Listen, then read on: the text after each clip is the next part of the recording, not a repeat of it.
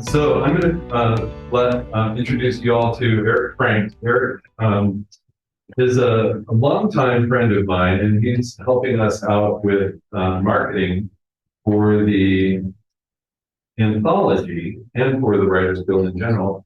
But he and Julie Swearingen, one of our board members, have come up with some really cool stuff that's of great benefit to us as members. So Eric's going to share that, and yeah, we'll just let that. We'll let you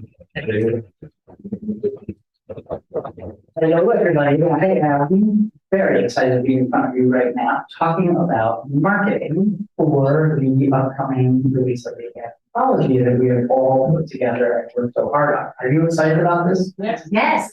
That's good to hear, Trish. Very good. Thank you for your enthusiasm. I am super excited about this. As we were kind of putting together this marketing plan, we realized there was a really terrific opportunity for all of us to learn together how to build a more robust author platform. Everybody know what an author platform is? You heard of that term? Mike just introduced me to that term this afternoon. Actually, I didn't know what that was before tonight. I learned something new today, pretty exciting. Author platform, AKA your digital branding out there, by and large. How you present yourself to the world as an author, how you get your writings in front of people, that sort of thing. That mostly kind of the gist of the author platform. Anyway, as we were kind of creating this marketing plan, we realized there was an opportunity for us all to learn together about how to build a more robust author platform. What does that really mean? That means that the marketing plan really relies on two big things, right? We're gonna do our best to promote awareness for the anthology by creating some digital presence out there, creating some digital content, that sort of thing, on Instagram, on TikTok, on Facebook, that kind of thing. And then also by doing some author readings at events like the ones that Mike was just talking about, actually. Now, not everybody knows how to do all that stuff. Do you know how to do that stuff? You don't know. Do you want to learn how to do that stuff? Maybe. Can I convince you with cake? Yeah. So cake for everyone at all times, for sure. No, but seriously, what Julie and Mike and I have cooked up is an opportunity for us all to get together and learn how to create digital content, learn how to create even an Instagram account if maybe that's not something that you know how to do, in order to create a more vibrant and more robust author platform. And in turn, not only are guild members getting to learn how to do all this stuff, we're also creating stuff. We're also creating content for the marketing of the anthology, of the anthology, basically. Does that make sense to everybody? Okay, so if you are interested in learning more about how to create an Instagram account, or create content for an Instagram account, or create a content plan, or a content schedule, or maybe learn how to speak publicly a little bit more gracefully, unlike what I'm doing right now. We're going to do all of that, basically. And we're going to kick that off next week, probably via a Zoom call, is what we're thinking. And so if you're interested in this sort of thing, I have a clipboard I'm going to put in the back. I'd love for you to put your name and your email address on, and we'll send you an email with a time and a place to be. And then for those of you watching from home, just send an email to the Central Oregon Writers Guild at gmail.com website, or email address, I'm sorry, and let them know that you're interested in learning more about how to create that robust author platform. Thanks, everybody.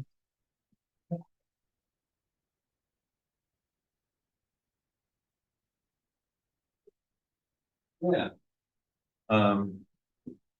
So those of you at home, if you could let us know in the chat right now, can you hear me well? Because this is the microphone that I think we're connecting to the chat. If not, we'll see what we can work on that. Yes, okay. All right. So tonight we're going to have we have a special bonus treat. We do, because our Supreme Director of Featured Readers, Mary Krakow, is actually our featured reader. So normally I would have Mary introduce herself, but I'm doing something Mary instead. So Mary is a retired educator, member of Central Oregon Writers Guild, SCBWI, Society for Children's Writers and Writers. illustrators. and Illustrators, an Easy Writers Critique Group. She writes flash, children's fiction, and letters to her elected officials. Mary's work has been published in various anthologies as well as in print and online sites. And Mary has a blog for writers, which is really fun to go look at. I personally do it.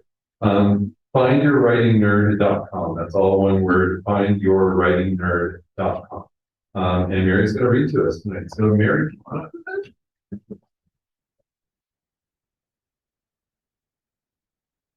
Thank you. I like that. I'm the supreme, what am I? The Supreme Director. Supreme Director. Sweet. Okay, so before I do that, every December we have a holiday party. It's a potluck, and this year will be December 12th. And as the program is our members reading, so I have a sign-up sheet, and I'm going to send it around. If you're interested in reading at the holiday potluck party, just put your name, your email, so I can contact you. And if you know what genre you would be reading, go ahead and mark that. If not, that's okay. I would ask that you make sure your email is legible. And I'm going to pass that around before I read, as I read. The only other thing is please silence your phones. Yeah, you might get a few people.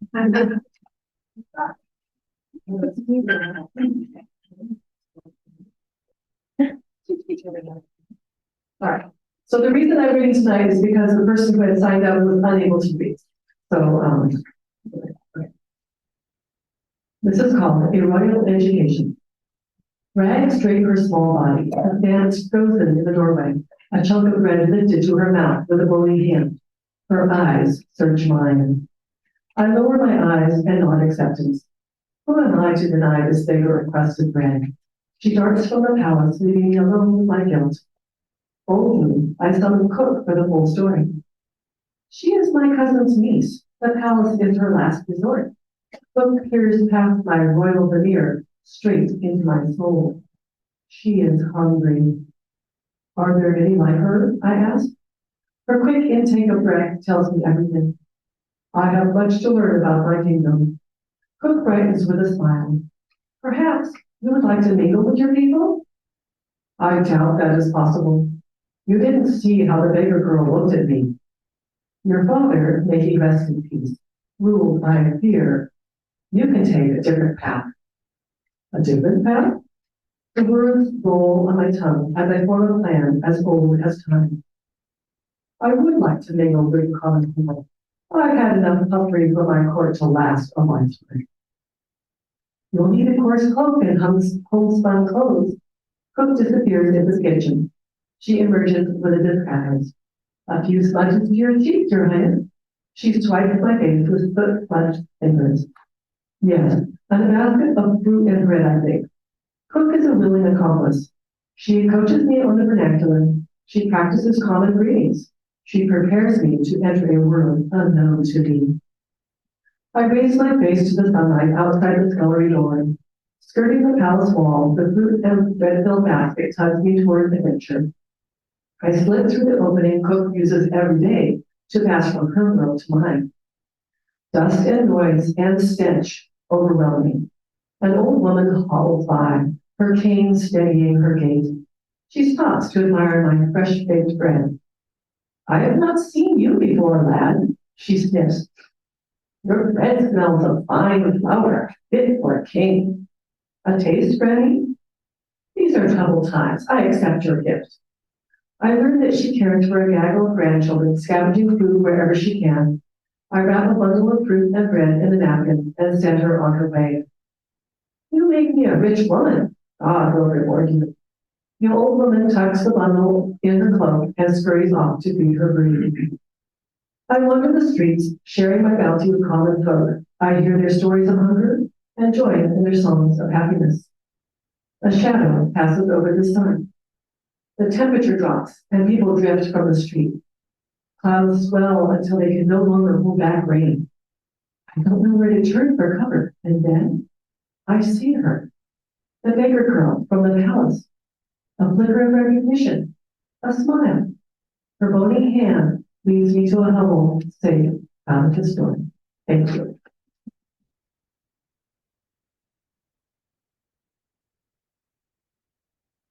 Thank you, Mary. That was lovely. I'm especially impressed that you got the phrase that smudge fingers out. I certainly would have stumbled over that myself. So our presenter tonight is Bert Krages. He's going to talk to us about the who, what, and why of writer agreements. And he says, publishing involves various relationships between parties who have different roles with different obligations, rights, and expectations. This presentation will discuss the basic differences and primary concerns regarding agreements between writers and their agents, publishers, co-authors, illustrators, and publicists. Bert Krages is an attorney in Portland who primarily concentrates on intellectual property issues such as copyrights, trademarks, patents, and publishing. In addition to his legal practice, he serves as an ambassador for the Portland chapter of the Authors Guild. Bert is recognized nationally as an advocate of the right to take photographs in public places and has appeared in media such as National Public Radio's Morning Edition, Popular Photography, Shutterbug, and Wired. He's the author of several books concerning photography, including Legal Handbook for Photographers, and the Photography Exercise Book.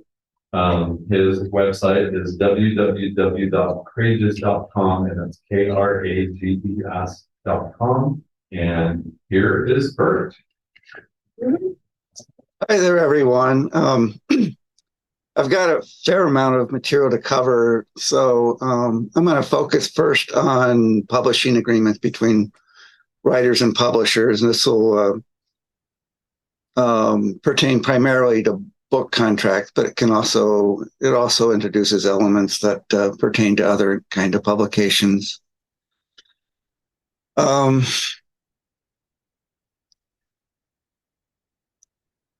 There are a multitude of issues involved in a publishing agreement. They tend to be fairly lengthy,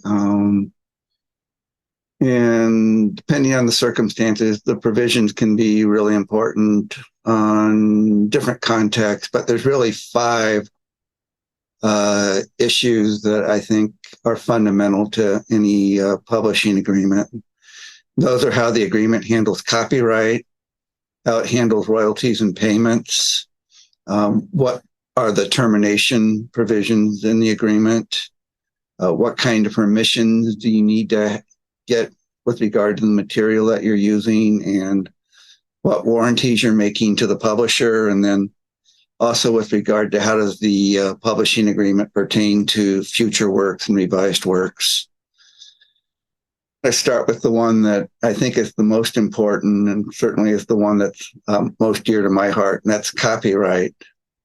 Copyright is a form of intellectual property. It's basically the author's right to the exclusive use of how they express their material or their ideas.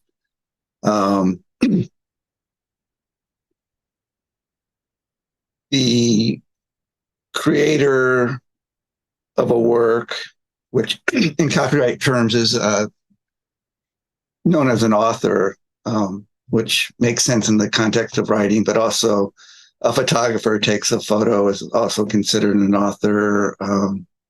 A person who creates a painting is considered an author under copyright law. The most fundamental aspect of copyright law with respect to a publishing agreement is that you want to keep the copyright. Most reputable publishers, when they give you the initial agreement, it will provide that the author keeps the copyright. But there are some publishers, some are definitely less than scrupulous, and some have good reputations, but they will basically attempt copyright grab, in which they will put in the agreement that the author grants and transfers the copyright to the publisher. Almost every reputable publisher will give on that clause if they have it in there. To the extent that a publisher asks that you transfer the copyright to them, that's a huge red flag. What you want to do with regard to the copyright is you want to license the copyright. You don't want to grant the publisher the copyright. You don't want to assign the copyright to the publisher. So the one thing you want to make sure is that the agreement provides that it's a license. The publisher will have your permission to use the work, but they won't own the copyright.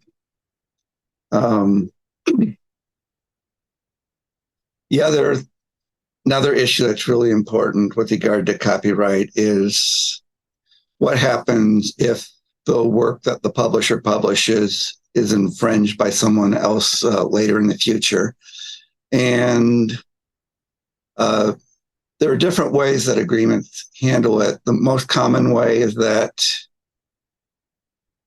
the publisher and the author will proceed jointly and will split the expense of pursuing the copyright infringement and will share in the proceeds equally. And that's generally somewhat fair, although for probably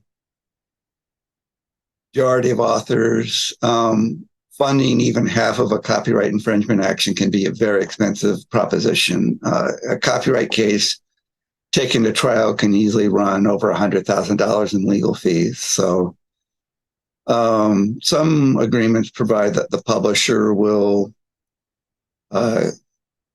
carry that expense, and once, assuming that a favorable outcome results, then that expense will be deducted from the compensation that is garnered by the pursuing the infringement action, and then that gets split 50-50.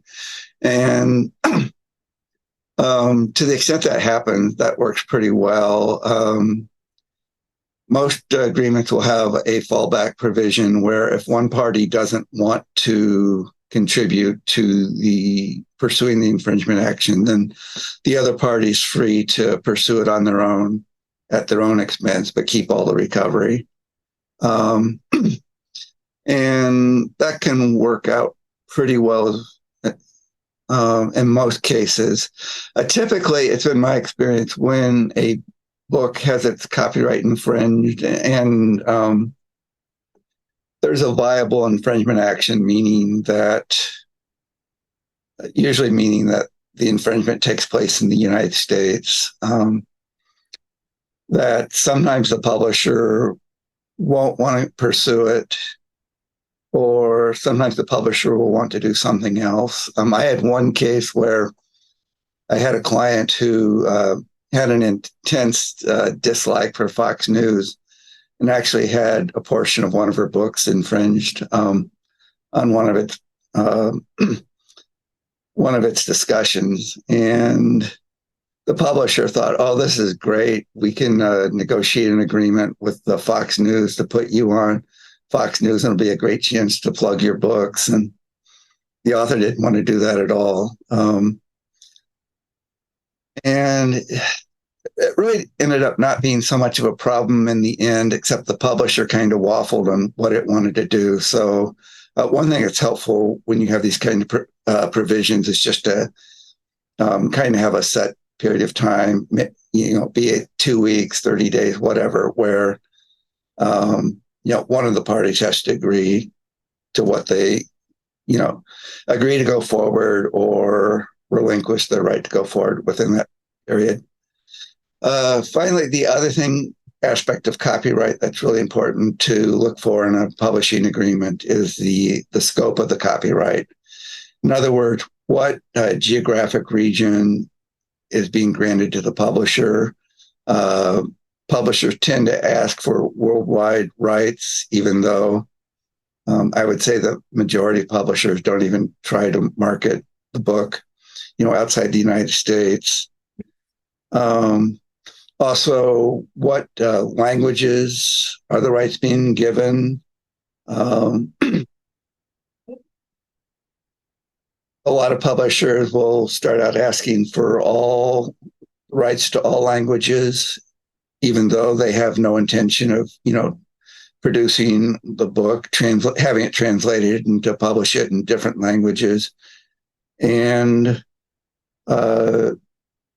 sometimes publishers will ask that the copyright be licensed for all types of works, even though it isn't planning on, doing a work other than, say, a print work or an ebook. I mean, for instance, the audiobook rights can be quite valuable. So that's something that you want to make sure you don't just hand over to a publisher that's not going to be doing anything with it.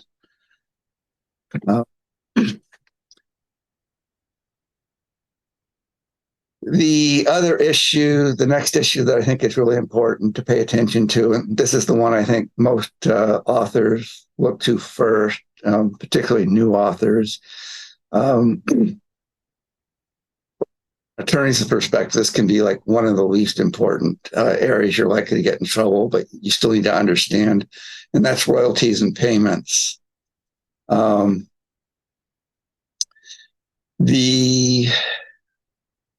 biggest issue with respect to royalties are whether they're expressed as royalties on a net basis or based on the list price. Typically, the royalty will be a percentage of either the list price of the book sold or the net proceeds obtained by the publisher. Generally, if the royalties that are given the same percentage, a royalty based on list price will be about double of what the royalty would be based on net receipts. So, for instance, if you have a typical hardcover starting royalty rate of 10%, if it's expressed on list price, that 10% is going to be double of what it would be if it's 10% of the net proceeds. Traditionally, most publishing contracts were based on list price, but increasingly there've been, I would say the majority of book contracts I see are based on net proceeds. So it's important that if you see something that's based on net proceeds, the percentage should be probably double of what the publisher is going to offer initially, at least to reflect what it would have been on a list price. Another really important issue with regard to royalties and payment is when are you going to get paid? Publishers are notorious for paying slowly. So you want to have some sort of provision in a contract that states what is the due date for a payment. The most common is generally to set payments on a twice yearly basis, every 6 months. Typically, the accounting period will be January through June, and then July through December, and then typically the payment requirement will be 3 months after that. But that's been an issue that I've run into with several of my clients, where a publisher just decides not to pay, and the author will go months and months without being paid, and often won't end up being paid until the publisher gets a demand letter from an attorney. The other issue are advances.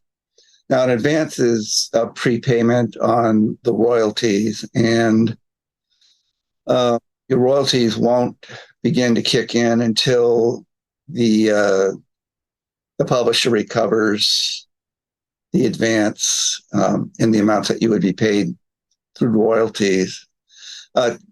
In the industry, that point is known as is generally referred to as earning back your advance. I don't really like that term because even if the book doesn't sell sufficiently that you get past the advance with regard to royalties, it's still your payment. I mean, it's typically in a book contract, you don't have to return in advance. So I like to think of the advance as the minimum payment that you're going to receive for your book, for all the work that you put into a book.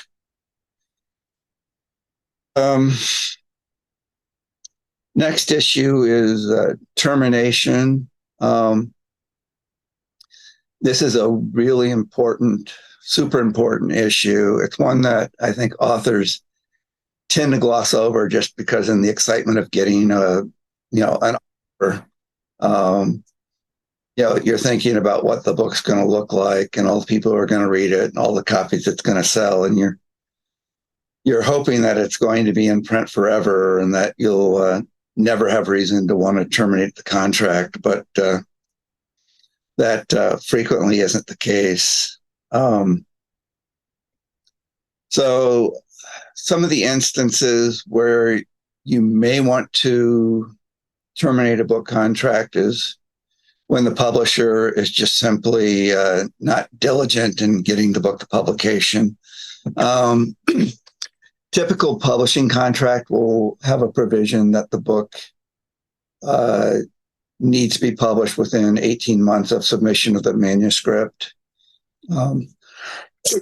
Otherwise, the author will have the right to terminate. That's most often publishers are able to meet that 18 months really easily, but I have run into some publishers who either ran into financial issues and didn't want to, weren't able to publish the book quickly, or they had other books that they wanted to publish prior to publishing, the client's book and that. So having the ability to terminate the contract if the book's not timely published is really important for two reasons. One, it allows you to withdraw the book and shop it around to another publisher. And two, oftentimes the threat to terminate because of untimely or tardy publication is often gives you leverage to prompt the publisher to actually get out and publish the book. The other time when an author is going to want to seriously consider termination is just when the book stops selling or the book's doing poorly. And a book can do poorly for many reasons that aren't the author's fault. The publisher can do a horrible job of marketing. The publisher can do a bad job of putting the book together. I mean, for instance, it can have an ugly cover, or the publisher just, fails to ensure that the book has good distribution. Sometimes it can be something really quirky. I can remember years ago picking up a book that looked really interesting, and I started thumbing through it, and the pages of the book just smelled horrible. It had a real formaldehyde smell, and I put the book back just because I didn't want to have to read a book that smelled bad. Traditionally, the clause that publisher would use would be that the book had to be quote unquote in print. And that worked reasonably well when books were primarily available in print form, but with ebooks that gives the publisher a hook to keep basically the rights to your book forever. If you're not astute about modifying that provision. And the reason is because if the provision says the public in print will mean the book is available for sale in any form. All the publisher has to do to make it available for sale is to make an ebook available on its website, in which case you probably won't be seeing any sales at all. But able the publisher to keep the book. And you may be thinking, why would a publisher want to keep a book if it's not selling any copies? And the reason I found, particularly with smaller upstart publishers, is that it makes their list look more impressive. Someone goes to a publisher's website, the website looks more impressive if the publisher has, say, 100 books for sale than it does if the publisher has a list of 5 books. And, one of these upstart publishers that's struggling, may just want to keep your book up there on the website for that purpose. So if the publisher isn't able to get sufficient sales of the book, at some point you're probably going to want to terminate. So you want to make sure the termination provision is written that you'll have that right. Typically, what I'll do in the contracts that I review is I'll put a minimum sales requirement, such as the publisher or the author will have the right or the option to terminate a book if annual sales fall below, some sales figures, say below $300 a year or something like that. And the final really important provision with regard to a termination provision is that it needs to work automatically. In other words, once you notify the publisher that you're terminating the contract, the rights revert to you automatically without the publisher having to do anything. And the reason that's important is it avoids a situation where you ask the publisher to revert your rights back and the publisher just doesn't do anything. He doesn't send a letter saying, you own the rights. And without being able to prove that the rights have reverted, it's going to be really difficult to find another publisher to publish the book, or it would also be really difficult to be able to self-publish and be able to sell the book on platforms such as Kindle, Amazon's Kindle platform or the other book platforms, because if a publisher has the book listed in print, a company like Amazon's likely to say, we're not going to distribute your book because you haven't been able to show that you're the holder of the rights. So, as I said, it's really important to make sure that in the event of a termination, that the rights terminate automatically by provision in the contract.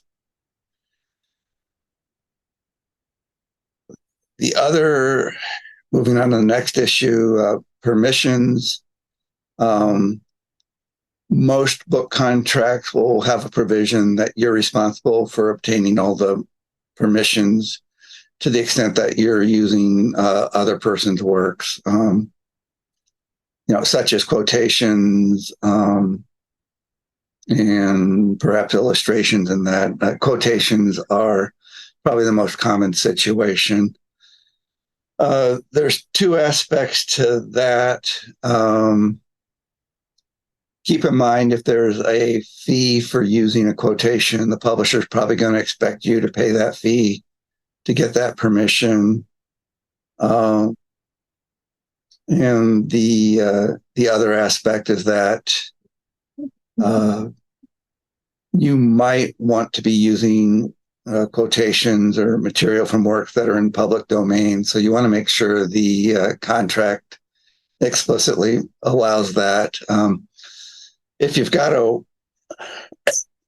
you're using material from a work that's in the public domain, you don't need to get permission at all, but you might run into a persnickety editor such that keeps insisting that you get permission in a situation where it's just absolutely impossible to do. So, you do want to make sure that there's a provision in there that allows you to use material in the public domain.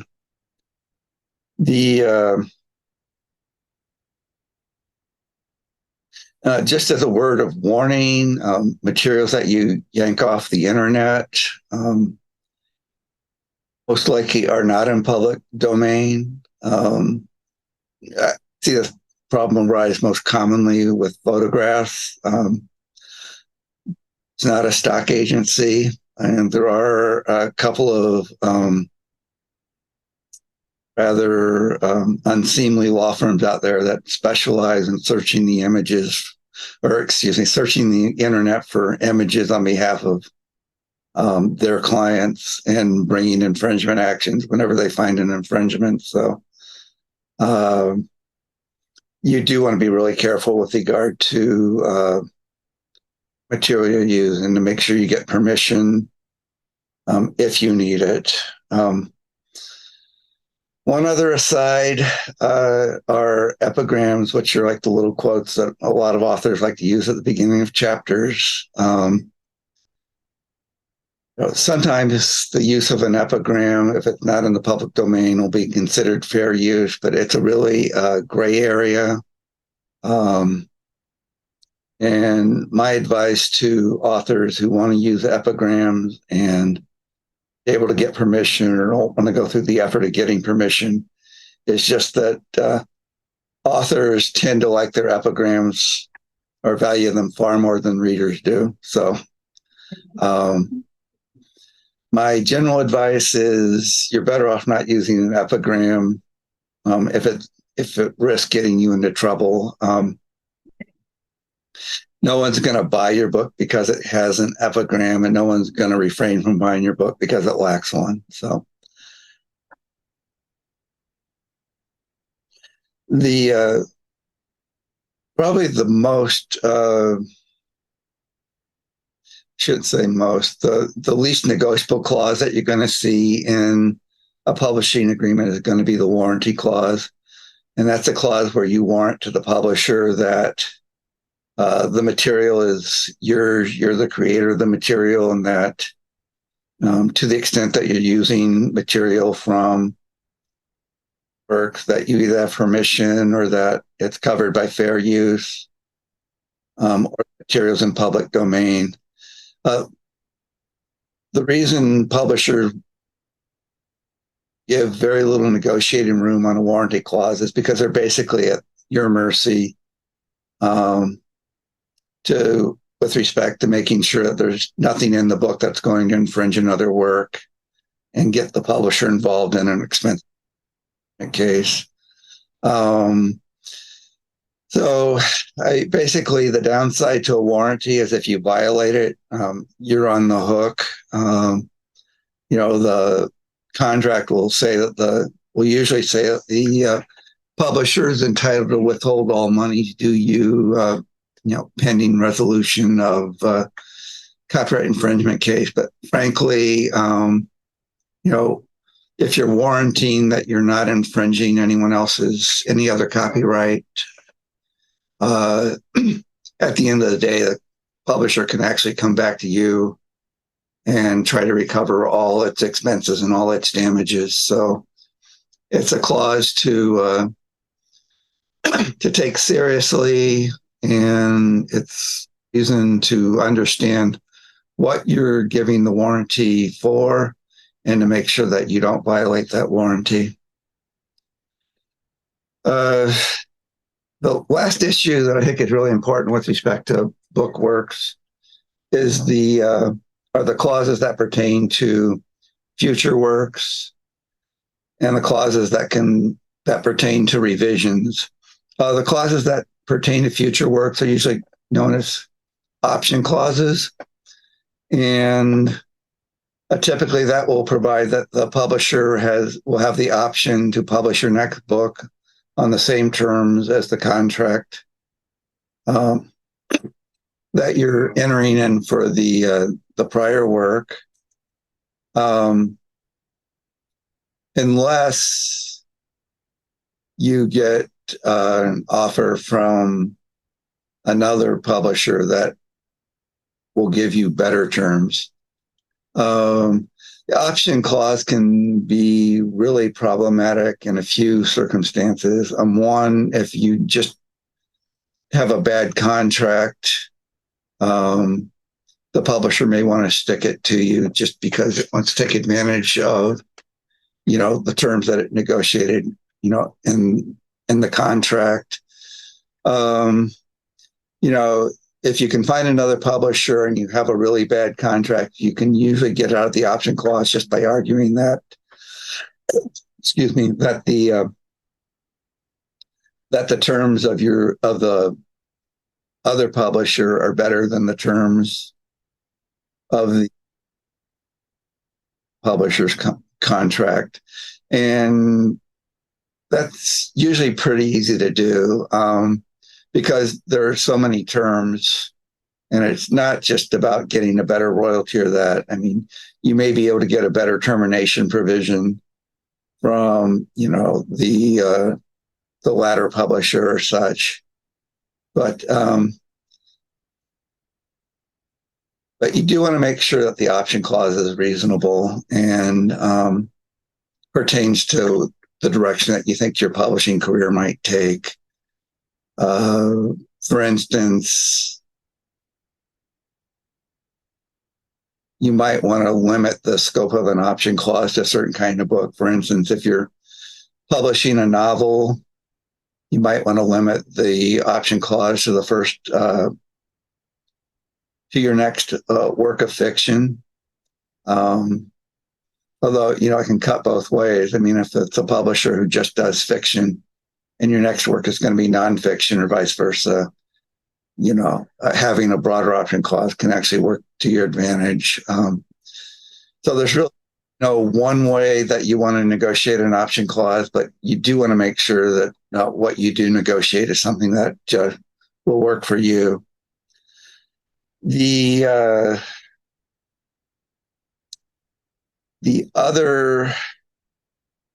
another issue with regard to future works are if the book contains a revision clause. And typically, they're very, very common with regard to contracts for nonfiction works, which is what happens if the publisher wants to come out with a second edition. And that can be really important because if you don't feel like doing a second edition, typically the contract will provide that the publisher can obtain another author to do the revised edition and will thereafter split the royalties with that author. So even if the revision is, say 1/10 the work of writing the original work, it's a way to get,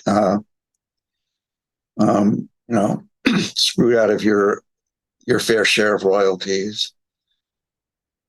And it can also be a problem with regard to, your estate if you pass away. You may want to, if you have a family member or friend or that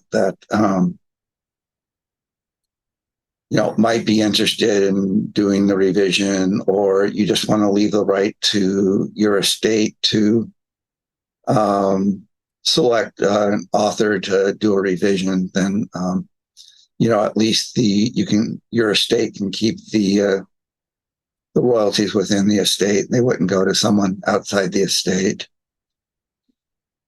The third provision in a book contract that also can pertain to future works is the competing works clause. And there'll typically be a clause that says you can't publish a work that competes with the book that's under contract.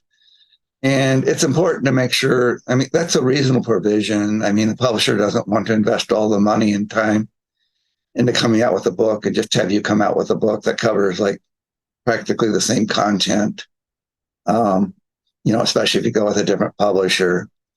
But you want to make sure that the clause isn't overly broad. For instance, if you're writing a book on a specific topic, the competing work clause shouldn't be so broad as to preclude you from writing magazine articles about the same, on the same subject. So it's just important to look at, with respect to the competing works, you want to have the provision make it clear as to, what constitutes a competing work so that you're not unduly limited. As I kind of implied before with nonfiction works, it can pertain to, subject matter in which you may have some kind of expertise. With respect to fiction works, you want to try to negotiate the clause such that, a sequel to a novel wouldn't be considered a competing work. If you felt it necessary to go with a different publisher for a sequel, or even a book that kind of covered, the same genre, same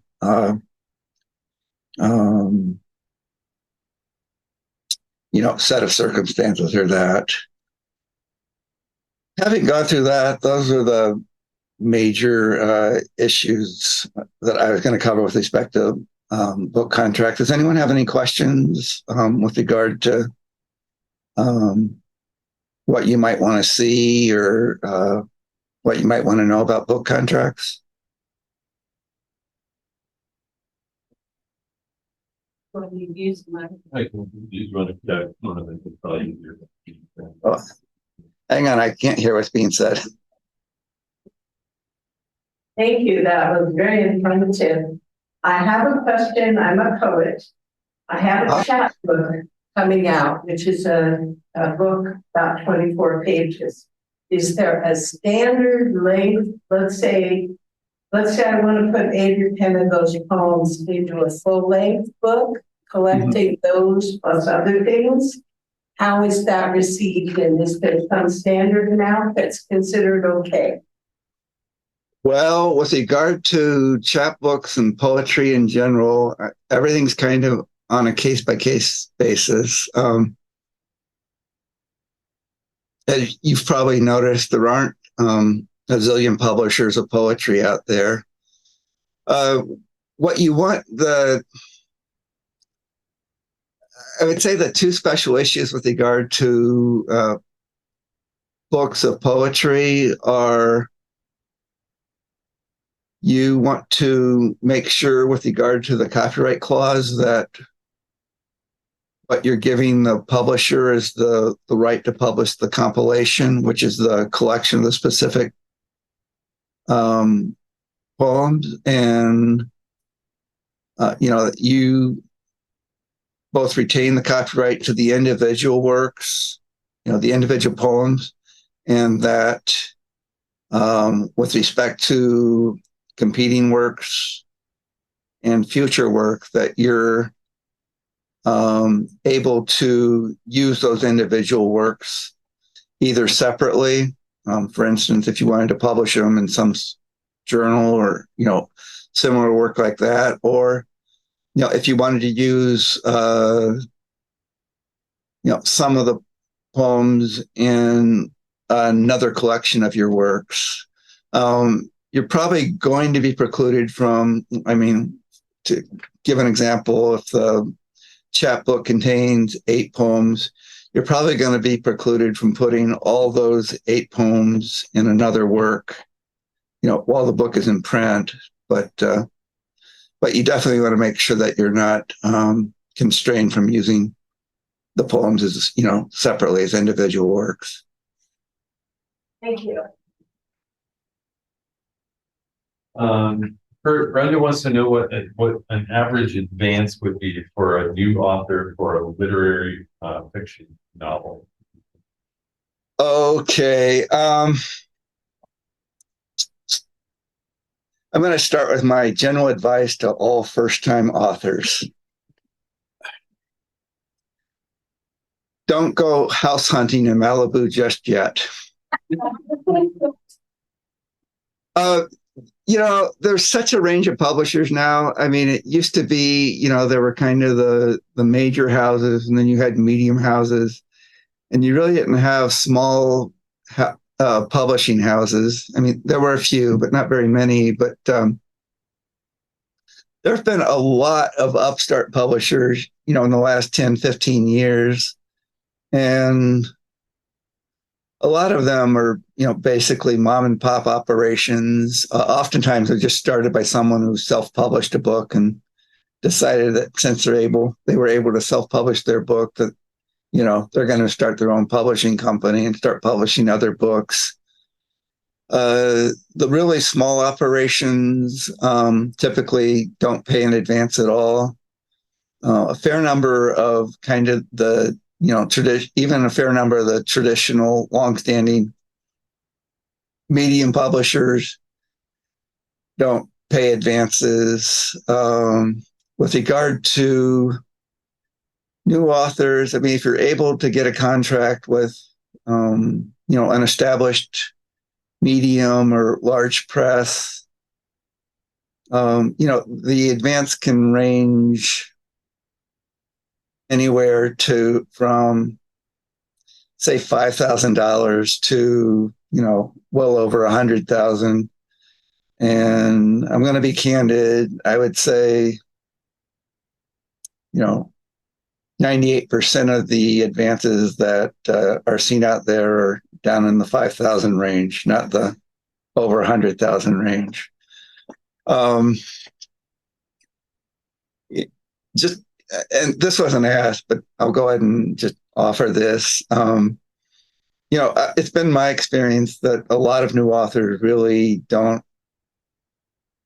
have a good idea as to, how many books they're likely to sell.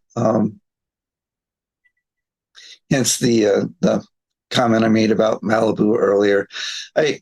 Realistically, if you get a contract and the publisher is able to sell 5,000 books, you're doing pretty well. With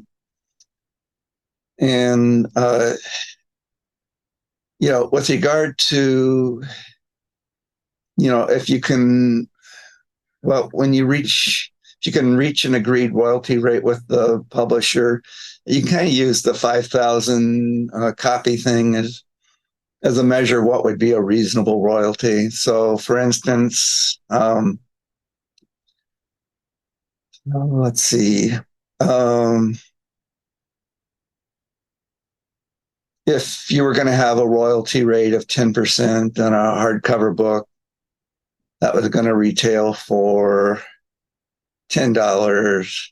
Your royalty would be $1 per book. And if you expected to sell 5,000 copies, a $5,000 royalty wouldn't be unreasonable to ask. Typically also when you're negotiating a contract, royalties or advances are something that the publishers tend to lowball. And one way to see if you can get a higher royalty, I mean, if you don't want to come across as being like demanding, which really isn't a bad idea to do, but you can just ask the acquisitions editor, who'll generally be the person you're negotiating with, is, can you do any better on the advance? Can you do any better on the royalty percentages? And often they can and they will. So I hope that answers the question. All right, other questions? Come on up. I can't hear. We're having people come up to the microphone for take a second. Yeah, okay. If you get really lucky and someone wants to buy movie rights or screen rights to your book, how does that work with the publisher, and is that part of the initial book deal? Yeah, that's part I didn't discuss. I mean, typically movie rights, translation rights, foreign rights, audiobook rights, they're often packaged into what's called subsidiary rights. And publishers will usually try to grab as many of those rights as they can. Basically, the way a subsidiary right works is that the publisher will share whatever money it gets from the sub-licensee. And we'll split that money with you. With regard to most of the subsidiary rights, it's generally, I mean, the publishing norm is a 50-50 split. So you've written a book on how to collect bottle caps. A company that makes,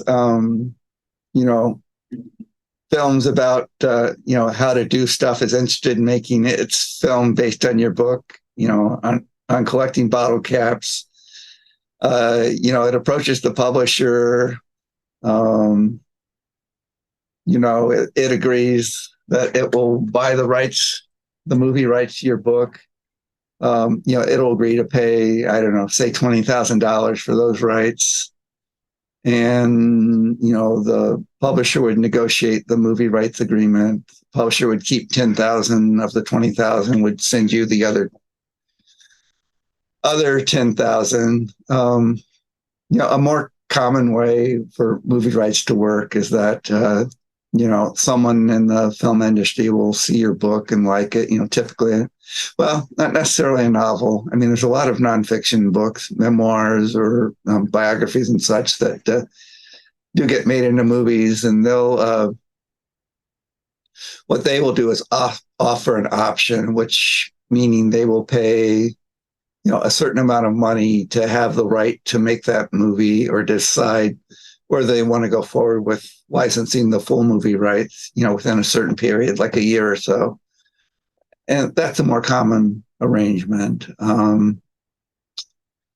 With regard to some of the other subsidiary rights, an important question to ask a publisher is just, if I give you these subsidiary rights, are you actually going to try to go out and market them?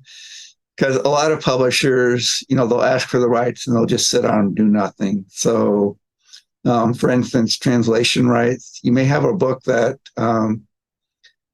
would do well as a Spanish translation, but the publisher doesn't want to bother. These rights are negotiable. If the publisher isn't going to do anything with them, or you think you could do more with them, you can always ask, to keep those rights and just tell the publisher, I'm not going to give you the translation rights. And, it's very, very possible to shop around, the Spanish translation rights and other translation rights. And it's even, there are agents that specialize in sub-licensing these kinds of rights, translation rights, foreign rights. You reserve the right to, or you limit, if, for instance, if the contract is limited to the United States and Canada, you may be able to sell the rights to a publisher in the United Kingdom, or even India, other countries. So, yeah, that's definitely something to keep in mind. Also, audiobooks are something that are fairly easy to market as either a subsidiary right, by the publisher, or separately, if you keep that right.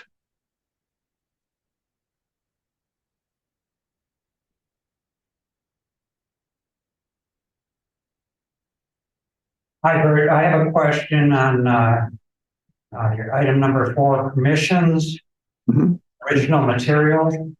So how do you document permissions? If I got a friend's 5-year-old daughter gives me a hand-drawn birthday card, and I think, oh, that'd be a cute illustration in my book. Where do I go with that? Or if I have a friend who's a really good editor and I have them read my material and they make all sorts of revisions, is that person now a joint author? Those are. I go with that kind of issue. Yeah, there's two separate questions, but they're also two really good questions. With regard to the 5-year-old doing the illustration, because the 5-year-old is a minor, and you'd need to get the permission from either the parent, or if the 5-year-old had a guardian, from the guardian. you just need something in writing that documents that you have permission. It doesn't have to be a license, a full-blown licensing agreement or something like that. I mean, if there's something, I don't know, in a book written by an author who lives in Georgia, and you get a hold of his email address and ask for permission, and he sends you back an email saying, sure, feel free to use whatever in your book. I mean, the email would suffice as documenting that you have permission. You don't necessarily have to have, something formal or something even signed, as long as it, is good evidence that you were given permission. The other question with regard to editing, I mean, if it's just standard editing, you would still retain the copyright to that. If the person actually contributed a lot of substantive material, in their review, at some point you're going to cross the line where that person becomes a co-author, and they're going to own the copyright with you, absent an agreement otherwise. But if it's just a standard, could you look at this, give me any pointers, and, make any revisions? And as long as the revisions aren't, major in terms of substantive content, you're not going to have a copyright issue there. So any other questions?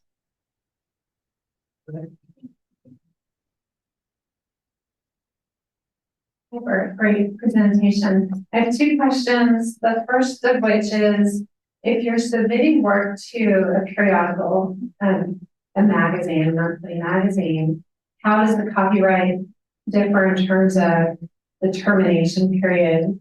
Do those rights ever revert back to you so that you can put them, say, on your website or your other platform once the story or the poem or the short story, the essay comes back to you? That's question number one. Mm-hmm.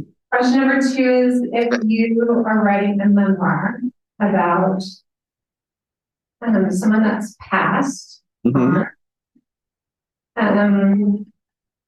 And you've reached out to the family to just get their blessing or verbal permission to tell the story, at what point do you throw up your hands and sort of, or if you change the name for them to remain anonymous, but yet other people could read and know, oh, I know who they're speaking of, sort of thing. Like, how does that work?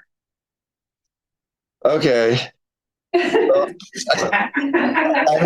I hope you can remember your three questions in case I forget. The first one with regard to magazines, magazine agreements tend to be much shorter than book agreements. They tend to be more overreaching. Basically, it's been my experience, magazines will typically overreach, and you want to consider, all the issues. What's definitely reasonable is that the magazine be given the right of first publication. And typically, the most fair provision typically will say the magazine has exclusive use of the article for a set period, say, 1 year, something like that.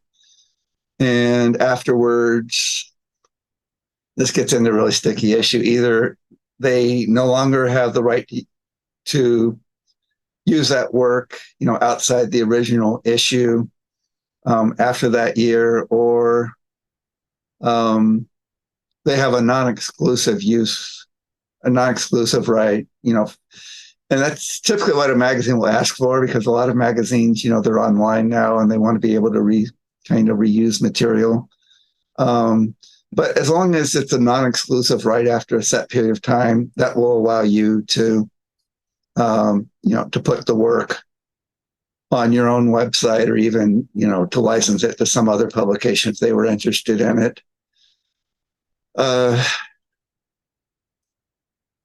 Magazine agreements tend to be kind of a case-by-case thing. It's not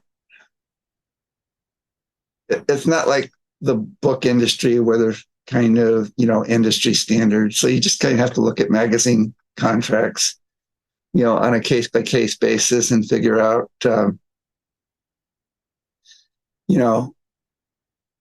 what you're willing to give up and what you're not willing to give up.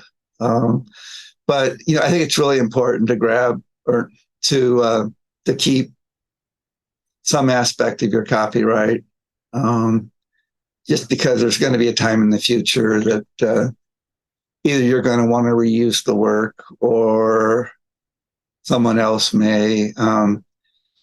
Just an example. I mean, I wrote an article like decades ago for a trade publication.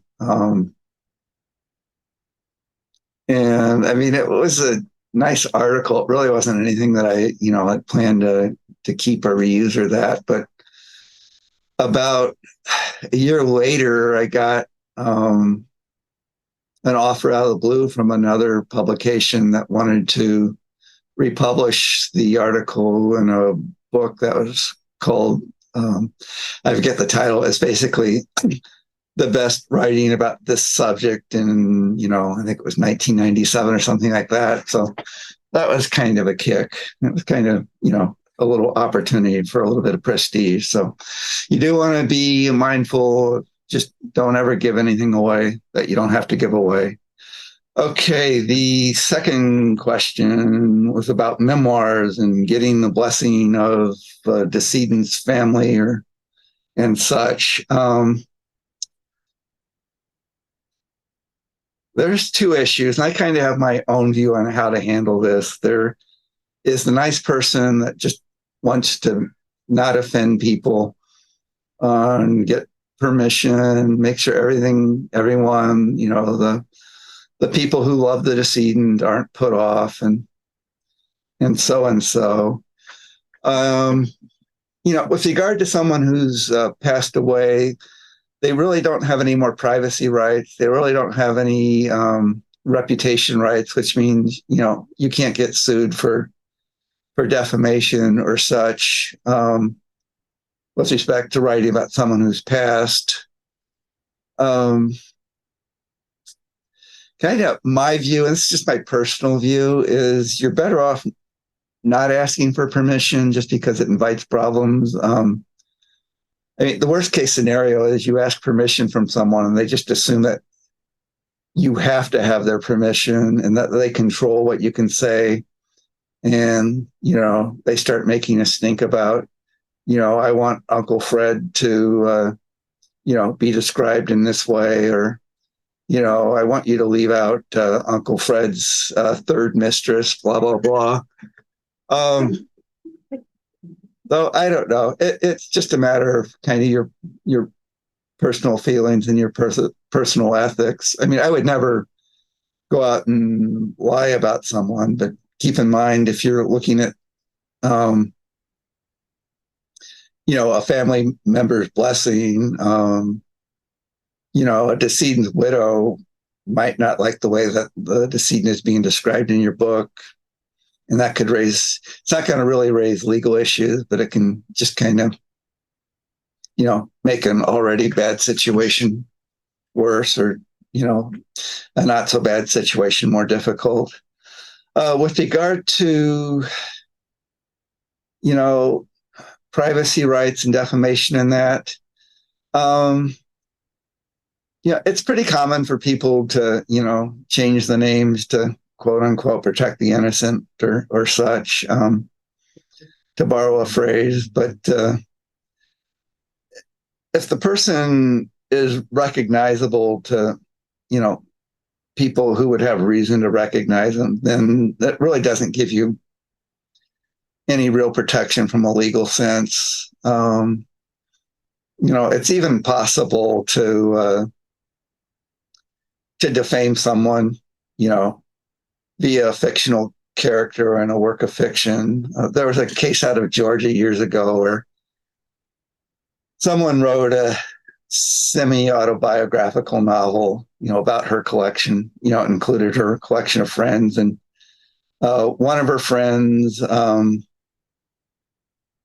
was was divorced, but otherwise lived, I shouldn't say otherwise, was divorced and lived a reasonably respectable, quiet life. But the author of the book decided it'd be really cool if the character was an alcoholic and really promiscuous.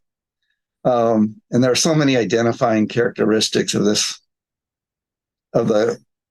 person that the character was based on that people just started assuming that this woman was in fact an alcoholic and promiscuous. So she ended up suing for defamation, and the author in that instance ended up losing. But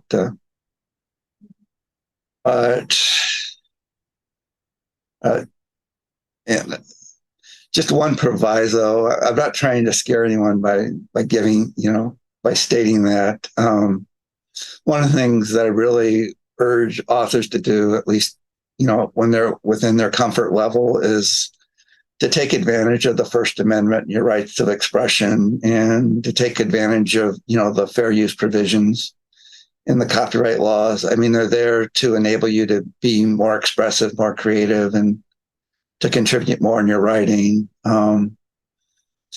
So, I think it's really helpful for writers to at least have a working familiarity with defamation and privacy law, and the same with respect to copyright law, and not to act foolishly with respect to what they write about people or the material that they use, but to not be afraid to write about it, when they're within their rights.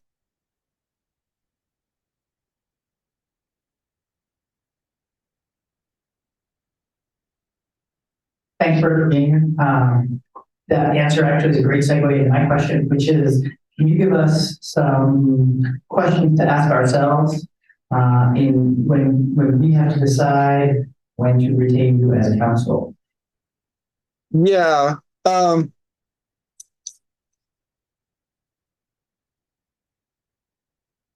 to think how to put this. I'm really not one who's out there like to market their services for everything, but my general rule with respect to book contracts is always have them reviewed by someone who's competent to review a book contract by a competent attorney. And to be a competent attorney with respect to book contracts, it really needs to be an attorney who's familiar with the publishing industry and how publishing works.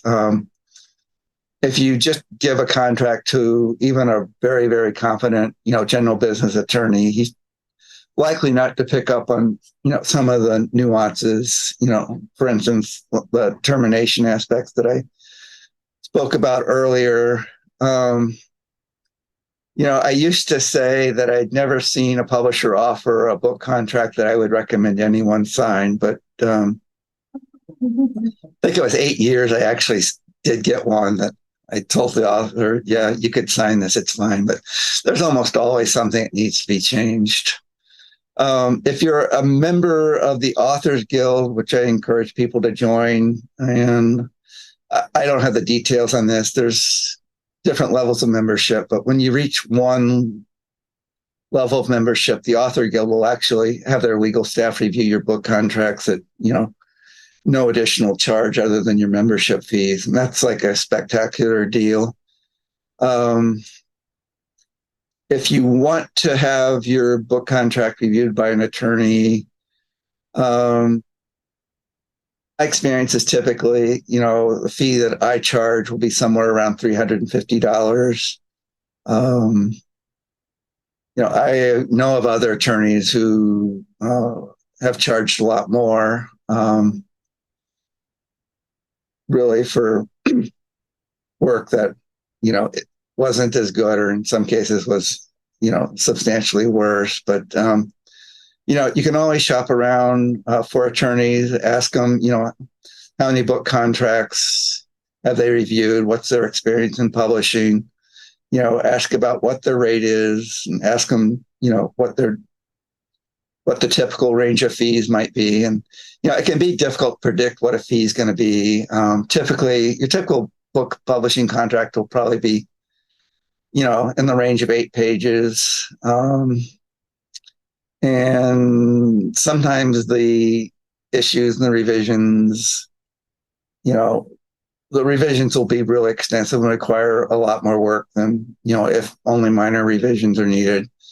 And occasionally, I've seen, these little 2-page contracts that, actually work well for the author. And, in that case, the fee, of course, is a lot less. But, with regard to other types of agreements,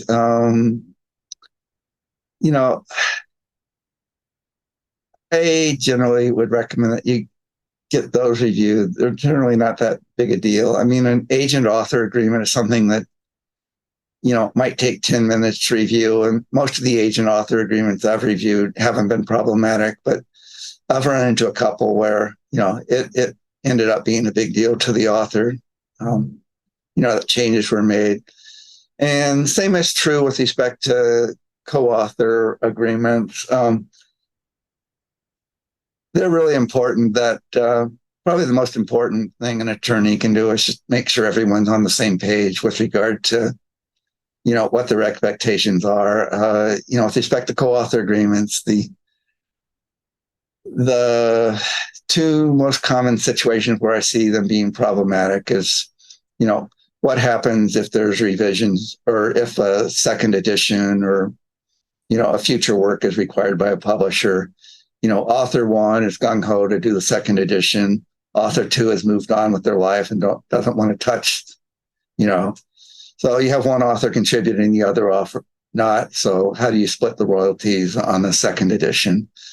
The other instance is, this is probably the most disastrous instance I've seen. Well, one of the most in a co-author agreement is when a children's book author works with an illustrator and they submit a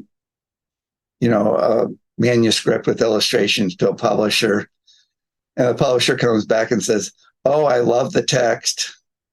I got another illustrator in mind for the illustrations." And so, you want to cover the situation where what happens if the publisher wants one part of the book but not the other. Hope that answered the question. Kurt, one last question, and this might be opening a can of worms, but Barbara, at most, if you've got any comments on AI and publishing. Oh, could you ask that again? It kind of AI and publishing, artificial intelligence and publishing. okay. Yeah, AI is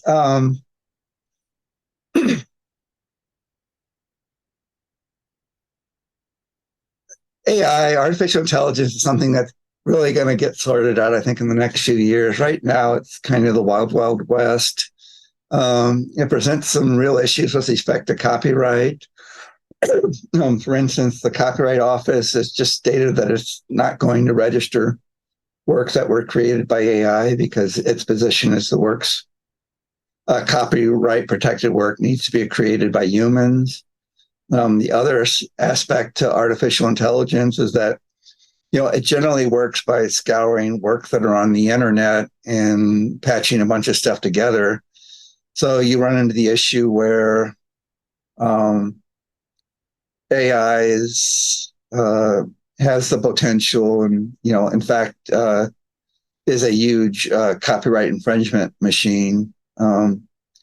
The Authors Guild has recently taken a strong position that AI needs to factor in copyrights and, if nothing else, make sure authors are fairly compensated when their works, are used in the context of AI. But with respect to how everything's going to pan out, say, 5-10 years from now, your guess is as good as mine. Kurt, thank you so much. This was really informative. Yeah. Well, thank you for having me. It was a real pleasure to be able to give a little bit of information, and I really enjoyed answering the questions. Thank you.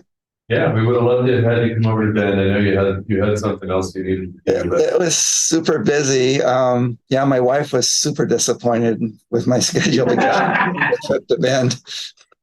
Well, let us know when you're in the neighborhood, and we've got we have your website on our website, so if people need to look it up, they know how to get hold of you. Okay, well, great. Well, get your old butts back in the seats and start out cranking out the work. There you go. Okay, well, thanks so much. So, thanks to everyone that wants to come in. Those of us who remain here are going to party like rock stars with all the great food that Amanda brought. But we'll see you all next month. Okay. Thanks, Bert. All right, thanks. See you guys later.